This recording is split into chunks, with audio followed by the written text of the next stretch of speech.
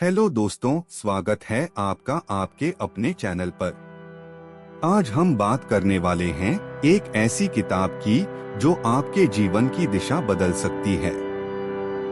एक ऐसी किताब जो आपको सिखाती है कि कैसे अपनी भावनाओं यानी इमोशंस पर नियंत्रण पाया जाए। हम बात कर रहे हैं मास्टर योर इमोशंस की, जो हमें यह समझने में मदद करती है कि हमारी भावनाएं ही हमारी सोच, व्यवहार और निर्णयों की जड़ हैं। तो चलिए दोस्तों, शुरू करते हैं इस गहरी और जीवन परिवर्तनकारी यात्रा को और जानते हैं कैसे हम बन सकते हैं अपने इमोशंस के असली master. Chapter 1, how your survival mechanism affects your emotions. क्या आपने कभी सोचा है कि भले ही आज हमारी जिंदगी आरामदायक हो गई है, फिर भी हम छोटी छोटी बातों पर डर, गुस्सा या चिंता क्यों महसूस करते हैं? असल में यह सब हमारे प्राचीन दिमाग यानी सर्वाइवल मैकेनिज्म की देन है।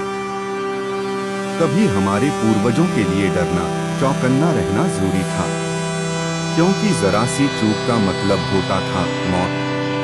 आज खतरे नहीं हैं, पर हमारा दिमाग अभी भी उसी तरह रिएक्ट करता है।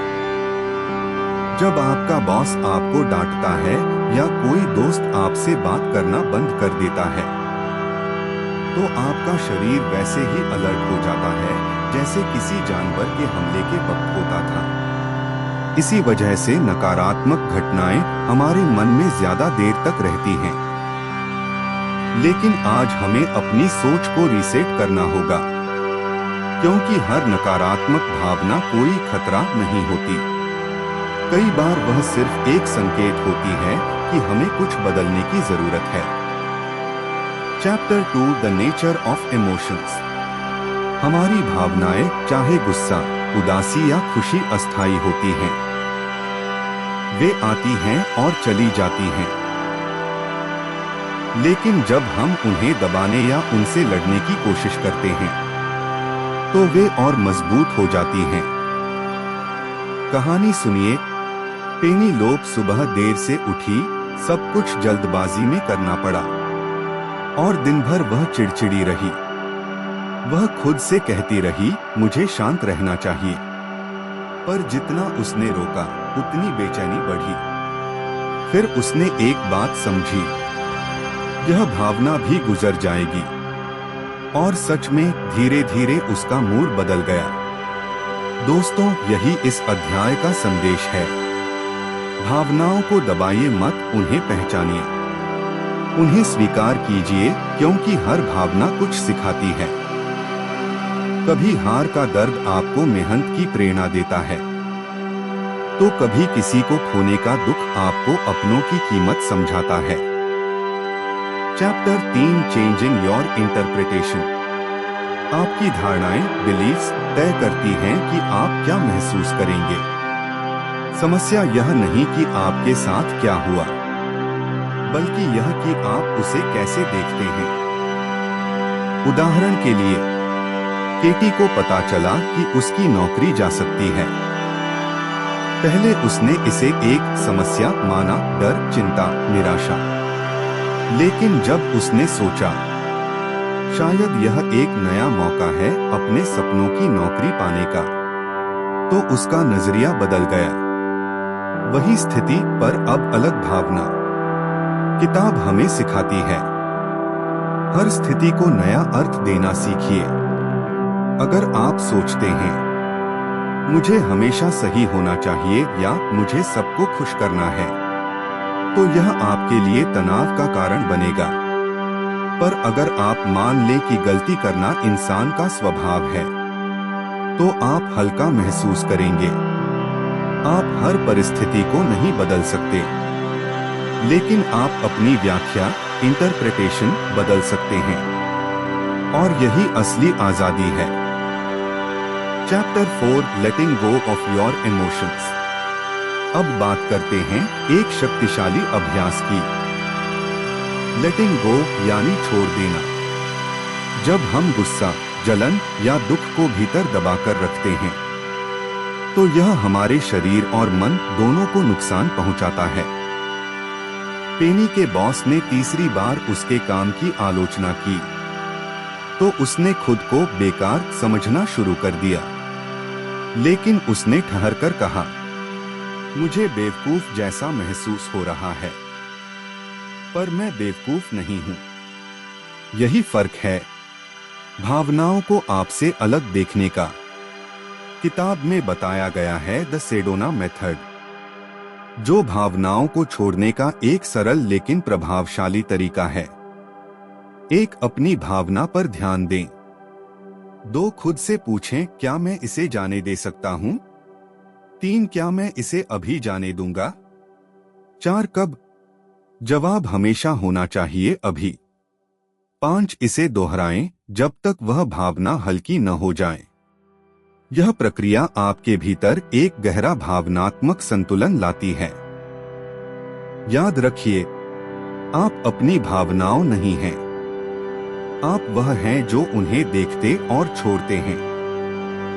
Chapter 5, how emotions can guide you in the right direction. हर भावना एक संदेश होती है। अगर आप दुखी हैं, तो इसका मतलब है कुछ बदलने की जरूरत है।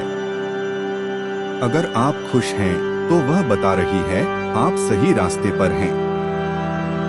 हैरियट की कहानी याद कीजिए। वह हर दिन तनाव में रहती थी, फिर उसने शहर बदलने का फैसला किया। वही बदलाव उसकी जिंदगी का सबसे खूबसूरत मोड़ बन गया। अगर वह अपने इमोशंस को नजरअंदाज करती, तो शायद कभी खुश न होती। इस अध्याय में हमें सिखाया गया है कि अपने इमोशंस को सुनना सीखिए। वे आपके दुश्मन नहीं, आपके गाइड हैं। जब भी कोई भावना आए, खुद से पूछिए, क्या यह भावना मुझे ऊपर उठा रही है या नीचे गिरा रही है? अगर यह लाइन के ऊपर है, यानी पॉजिटिविटी, ग्रैटिट्यूड और अवेयरनेस, तो आप सही दिशा में हैं। अगर लाइन के नीचे हैं, यानी गुस्सा, डर या ईर्ष्या, तो रुकिए, गहरी सांस लीजिए और उसे जाने दीजिए। Chapter 6, recording your emotions. अब आखिरी और बहुत व्यावहारिक कदम, अपने इमोशंस को रिकॉर्ड करना। हर दिन कुछ मिनट निकालिए और अपने दिन की भावना को 1 से 10 के बीच रेट कीजिए। सोचिए, आज आपको किस बात ने परेशान किया, किस बात ने खुश किया।